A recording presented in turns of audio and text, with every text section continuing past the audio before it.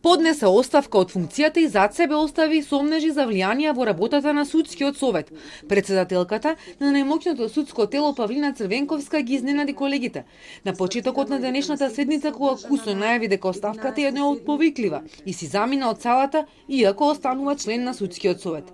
Брзо следуваше писмено соопштение со сериозни обвинувања. Веднаш по мојот избор на функцијата започна медиумска хајка со крајна цел да дадам оставка затоа што мојот избор за председател не одговараше на група од судската бизнис елита. До ден денешен хајката не престана преку пласирање лажни информации до новинари, а во континуитет се обструираа и намерно се одолговлекуваа внатрешните процеси во Советот, кои се од клучно значење за успешно завршени задачи и за функционирањето на судството. Стана жално што наместо да се посветиме заеднички на активностите и реформите и да ја унапредиме состојбата во судството, некому стана поважно како да ме нападне и како да им наштети на проектите. Која судско бизнис елита влијае врз работата на ова тело, што бира, разрешува и оценува судии? Кои проекти се обструираат преку членови на судскиот совет? Црвенковска одлучи денеска повеќе да не одговара. Судирот во судски совет кулминираше минатата недела на седница на која се бираа членови за управниот одбор и комисијата за приемен испит на Академијата за суди и јавни обвинители. Црвенковска предложила листа од неколку кандидати за пополнување на овие позиции и отворила дискусија за тоа. На што бурно реагирале дел од членовите дека не им оставила можност и тие да предложат своји кандидати. Откако дале предлози и се пополниле местата за управниот одбор на Академијата, имало пауза по која седницата не продолжила.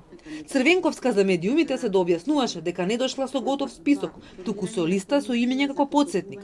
Тврдеше дека тенденциозно незината листа се представува како некаков список, иако и други членови дошле со предлози напишани на хартија.